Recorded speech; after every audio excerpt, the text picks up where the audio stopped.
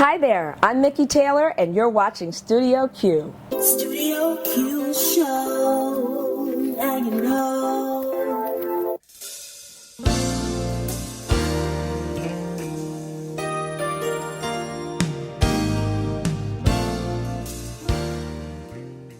Well, you know, it's important to really service us at this time in our history.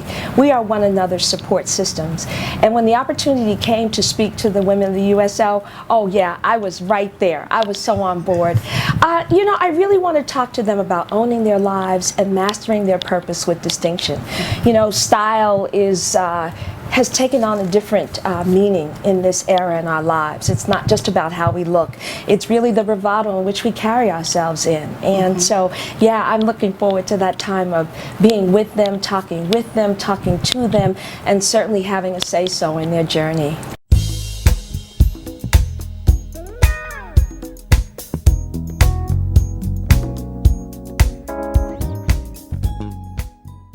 Oh my gosh, well, I think she'd be so proud. I think that she would just be, my mother would sit back and she'd smile about all of us because she knew, it was very interesting, her insight. She really knew what each of us was destined to do. And I think that she would be very, very proud, and that she would just keep encouraging me to, you know, use all of it. That gift that God gave you, I don't want you to have any left. She was our first role model and icon, and my mother had what I've come to call next ability. She was always miles ahead of us, you know, and sometimes we'd come home and we'd think, Mom, such and such and such. She was like, yeah, and what else? And you know what else? Yeah.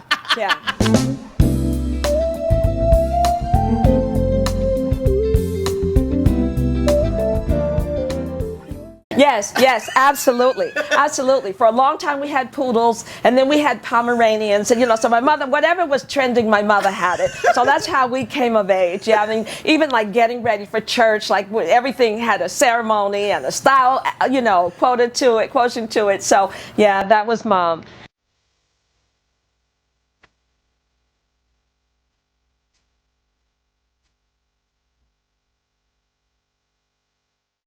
Well, what I remember the most is getting up having to step over musicians. It's like, who are all these people in our house sleeping on the floor? It's like, okay, can they go home now? Yeah, but it was pretty fascinating. But some of the things that stayed with me, each of them had a signature style, if you will, and that stayed with me a lot. You know, for instance, even the late Ella Fitzgerald, I remember when she would send her Christmas cards, my mother would hang them on the mantle, and every year, because they were fold-outs, and they would drop down to the floor and they would tell a story. Or like Sammy Davis Jr., he did everything, which like in such great fanfare. So one year when they were in Europe, my mother came back home and Sammy sent home this big monkey for me, and the monkey was so big he had to have his own seat on the plane. You know, that tells you a lot about that era versus this one. Right. But yeah, they all had such a great sense of style, and they also looked out for one another, and they really supported one another. You know, like whoever was in town in the city of Newark, you know, my mother and Sarah and all of them, they would run down to see them wherever they were performing. And you know, like I remember one night, you know, my mother talked about how, you know, Sinatra was coming, and together they were all going to see so-and-so. Recently, I talked to Quincy Jones. My mother told me a story once that Quincy introduced Sarah Vaughan to the song Misty, and we all know that that was a signature, like a theme song of hers. And I asked him about it, and Quincy, in his 30-year-old mind, because he's so brilliant, he continued the story where I left off. He said, oh yeah, he said, I was in Paris, I ran down to the boat, because I remember my mother told me they traveled by ocean liner during the early 50s.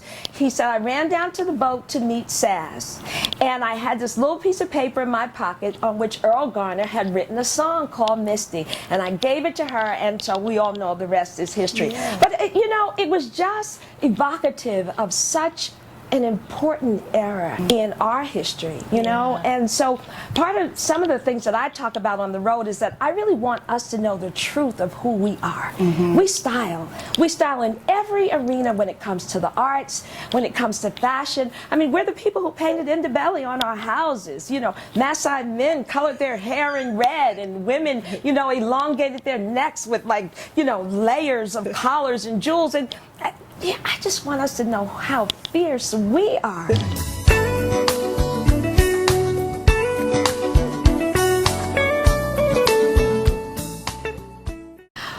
my gosh. I guess she would say, I told you. I told you. And all that time that you wasted like thinking, oh, I can't do it. I'm not sure about this. It's like, girl, I told you, just going out there and take it, just like Mommy said.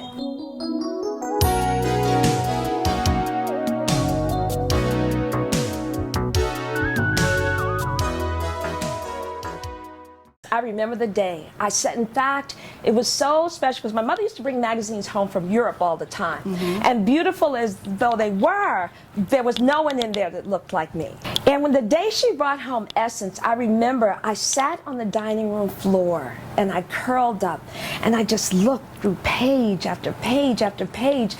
And it was like, wow.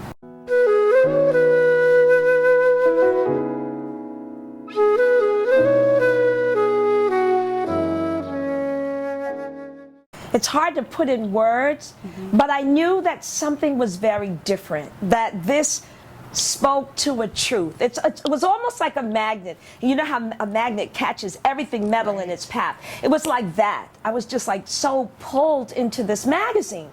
And then a few years later, I had the opportunity to go over on a tour and see Essence. This was the very early days. They were in a brownstone on East 31st Street. The brownstone was so fresh, like the walls were still brick and piles of manuscripts and so forth were everywhere. And there were these glorious black women, one after another, sitting at typewriters. And there was images all over the wall, and it was like, oh my gosh, this is about us. Yes. Look at us. This is what we do. And there was nothing on television like that. There was nothing, I mean, just, you know, and it makes me marvel because when we grew up, no one asked you if you wanted to be an editor. They told little black girls, get a job, get a trade. We didn't know that we could be journalists. It was like, wow, so here was a whole building full of black journalists.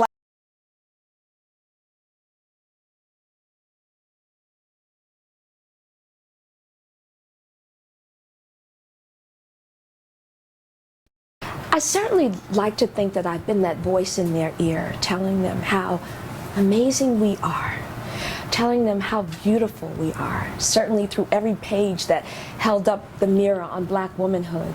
All shades, all shapes, all sizes, all facets, talking about our beauty intel, telling us how we must not only survive but thrive, in the early days at least, in a country where the standard of beauty had nothing to do with us. Talking to us about products when, in fact, the products that addressed our needs could fit in the span of my two arms.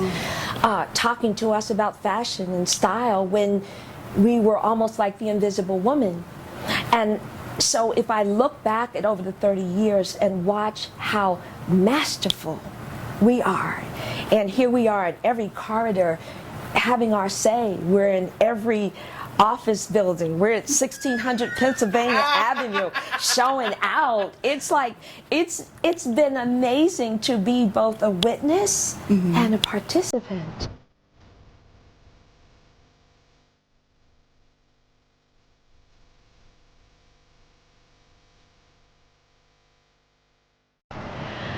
Oh, I'd have to say Versailles, the Battle of Versailles '73, when American designers defeat the French and the likes of Yves Saint Laurent, Emmanuel Ungaro, Givenchy, with a cabine of women of color and no fanfare, just great sass.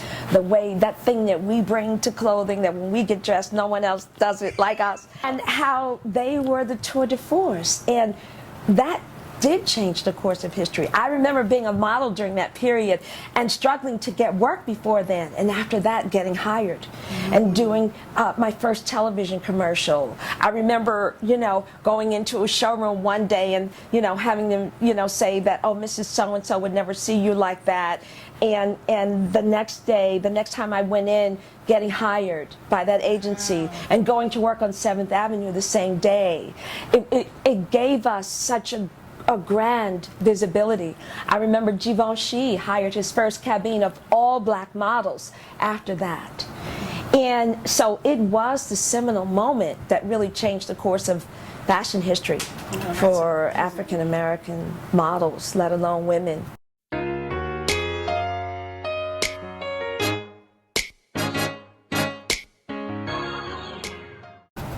arrival time for us hasn't been in existence all that long. So if you see us now walking in the dreams of our elders and doing this and doing that and occupying the corner office and the 900,000 of us that are entrepreneurs, and it hasn't been that long that this has been our true story. We waited to 2008 to see an African American woman in the White House. And so we want to seize the times. And so often when you're in that mode where you finally can thrive, you kind of, self is at the bottom of your to-do list, and everything that you want to accomplish, everything that you want to do, everything that you want to give to your children and the generations that come after them, all of that comes first, and it comes fast. And so we who are the nurturers, if you will, we do have to be reminded that in order to, what's best for each of us is what's best for all of us. And part of that means we have to take care of ourselves.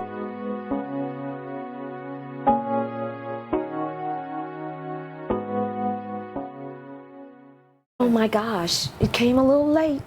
That's right. Came a little late, I had to tell you. I was one of those to-doers, if you will. And I think it came, I want to say in '88, when I went on a retreat for Christian women, that I really gleaned the sense of my value. And at that point, I made up my mind that I didn't want to do more, that I wanted to be more. And in order to be more, I had to take care of this vessel, because this was the means by which I was going to do that. And that I certainly had to set an example, of that which I taught in the magazine, of that which I was on the road talking about, that, yeah, you got to own this before you can give it away or tell somebody the importance of it.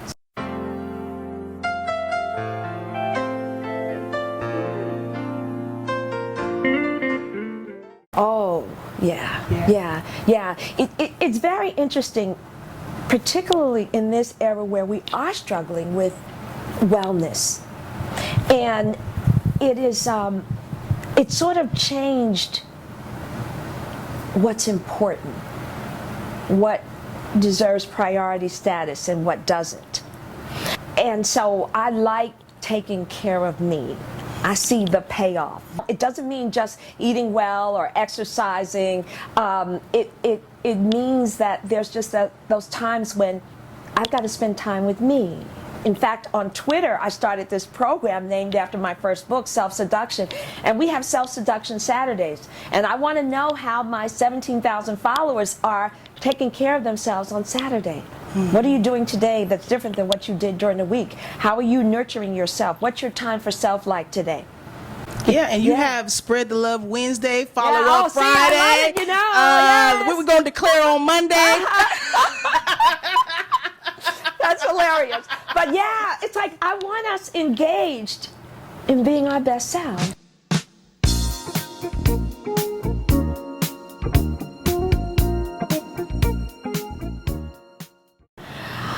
Oh my gosh, a fabulous pump with a purpose. Yeah, begs for an instant replay. A great dress is a great dress is a great dress. And I love how Mrs. Obama, she is the only first lady to make what I call a repeat performance, in that you'll see her in something again and again. And she doesn't trip it. I love that. And it's so funny. I used to have issues with that, and I was like, oh no, girl, the first lady, if she's on the public stage, get that dress out, because that's the one that's going out. Yeah, it worked the last time, and guess what? It's going to work again. I think a beautiful blouse. I think jewelry that certainly has great meaning to you.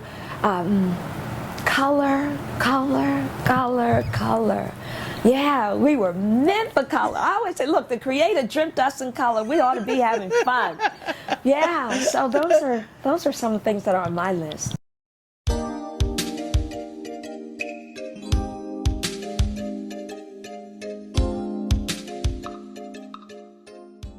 Oh, I'm still discovering, but I'm really looking for that one that can go out as a clone, because sometimes I just want to stay home and watch. My gosh, that Mikki Taylor too, a little too busy for me. But yeah, there are a lot of women that live inside of Mikki. There is, there's the child, that I'm so glad she services like a good cartoon. And we have a laugh and a half. There's the bold one who is not, she doesn't shrink back from anything. There is the one that's still shy after all these years, and I like her because she keeps me humble. There's the fierce one who wants to try something new. It's like, you know, I remember it's interesting. You kind of like mark little milestones, and you remember that, you know, there years ago there might have been something you wouldn't wear or something you wouldn't do, and now you're all for it. You know, I love like when me and my sister get together and she puts my little lash extensions on, you know, and thank God that frees me up from running into Mac and running up my credit card to get those lashes that don't last. Yeah, you know, so that I think self-discovery is the most amazing thing.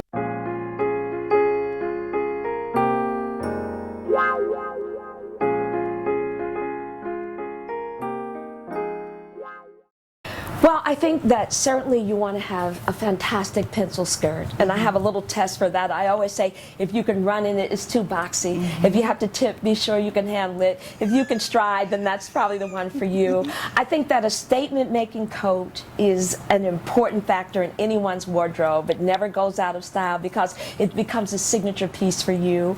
I think a great cardigan, because cardigans work over dresses, over skirts, over everything. Flared pants or a fluid pant. I don't think everyone can rock a trouser, but everyone can rock a fluid pant and always look chic and elegant.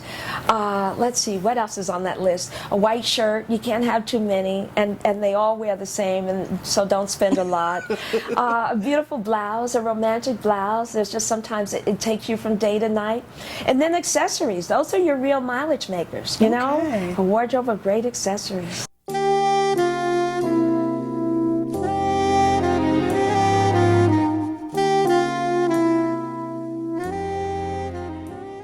I dress for myself. I really do. I dress to please Miss Mikki, and it's very interesting because I think any woman has a relationship with her wardrobe, and sometimes you're yelling at it, and sometimes it really works. But yeah, I dress to entertain myself, and if I know some days I can go out in something and I live in that something, and other days it's like, no, my soul's not in this today, so we're gonna wear something else.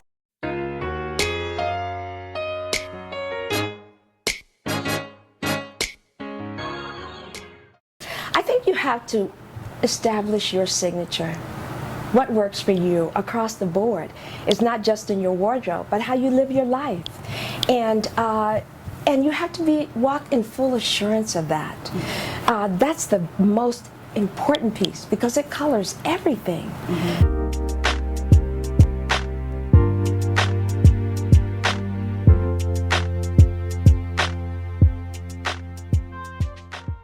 All of my passions are equally yoked in that everything I do, wherever you're going to find Mikki Taylor, I'm there in support of black women. And so they're all equally yoked in that matter. So whether I'm writing a book, whether I'm speaking, hosting, wherever you find me, it's really all about black women and seeing us thrive. I think that you get one life. It's not the dress rehearsal. And when you find out your purpose, you really do want to master it with distinction and give it all you've got. And so I've given 30 plus years of my life to us. And so, yeah, at the end of the day, I feel good about that.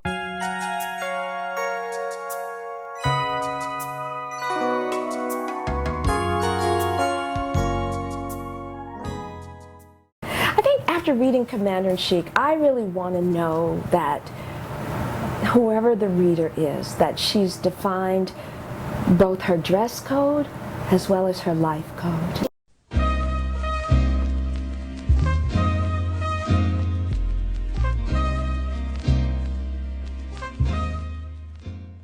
I think it really has a lot to do with, again, how you see yourself. So a jeans and a t-shirt girl just tells me that that's a casual, maybe casual luxe kind of person.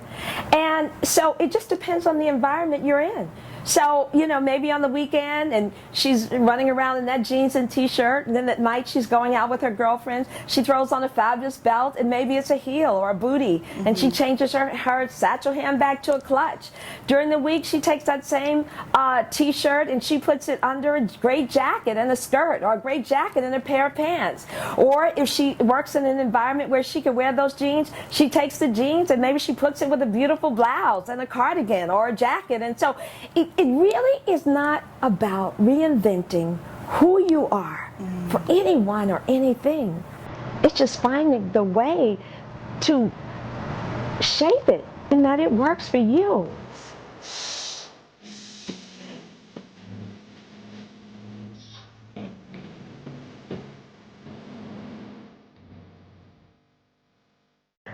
Oh no, I don't have it all together. Oh, we'll never walk away with that takeaway. No, I don't. I still have those moments when, maybe 30 seconds before I'm going on television that I'm like, yikes, I'm shy. And then it's like, okay, you sit down and let Mikki go do this. I'll come back for you because you can't go. Or, sometimes I get a little too serious and I'm like, okay, if you're going to tell somebody to do this, I want to know that you can say check, that you're doing it too. Yeah, especially when I'm speaking about spiritual matters. Like, okay, you got that spiritual muscle you're telling somebody else to have? Okay, do you need to go back and lift a few trials and challenges to make sure you do understand what you're saying to somebody? Yeah, I struggle with things like that. I struggle with going to bed. I tell everybody, go to sleep, girl. It's that divine inspired period of healing. And then at 11:30 at midnight, I'm still up. I'm trying to perfect something or make sure it's right. And it's like, did you tell somebody to not do this?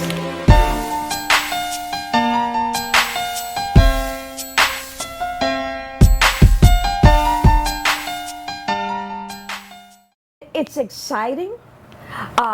It's crazy with a K at times, because certainly Mikki Channel Enterprises has two other divisions. It has Satin Doll Productions Inc., which is my imaging division, and in that division we consult and do wardrobe makeovers with corporate women and women in the know and women who really want to establish their style signature and they really don't have much time to devote to it. And then there's MT Communications, which helps companies in the beauty industry really understand how to effectively reach African American females. And then there's Mikki Taylor Enterprises, which manages brand Mikki. That's a whole other cup of coffee.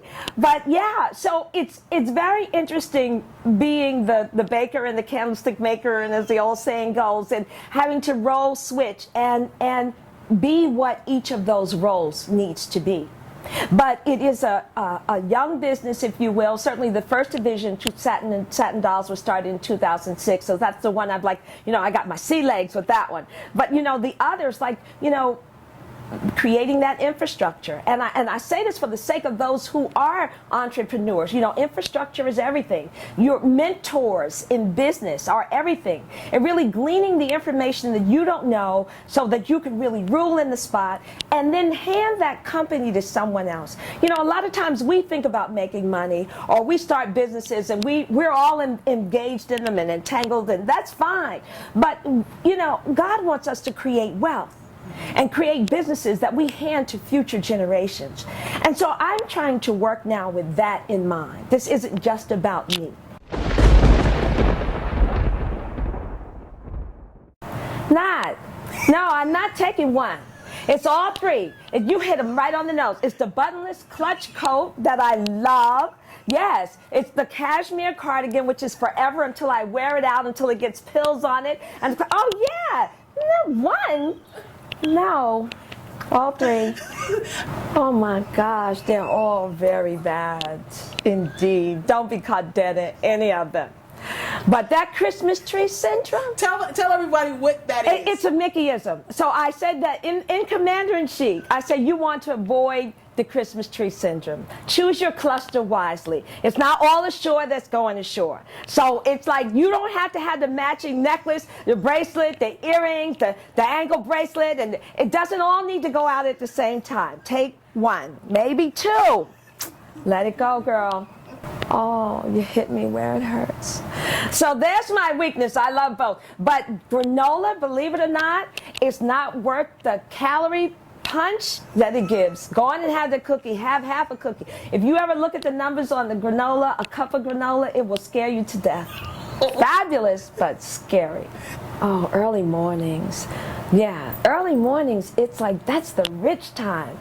Yeah, I always say that, in the morning, first of all, it's like, I have those mornings, it's like, God, what we gonna do today? God, thank you. Got the breath in my lungs, I'm ready to go. It's like, yeah, what are the possibilities? It's the morning. Late night, I might say anything. I know how to sleep sitting up. I might say anything at night. Oh, the Christmas card. Okay. Yeah, that's a keeper. Handwritten anything, especially now in this high-tech age, yeah, is a keeper. Mm-hmm. Someone said to me, "You're not a writer." And I believed them for a short period in my life. Yeah, they said, "You're not a writer." I wish we could drop some books by.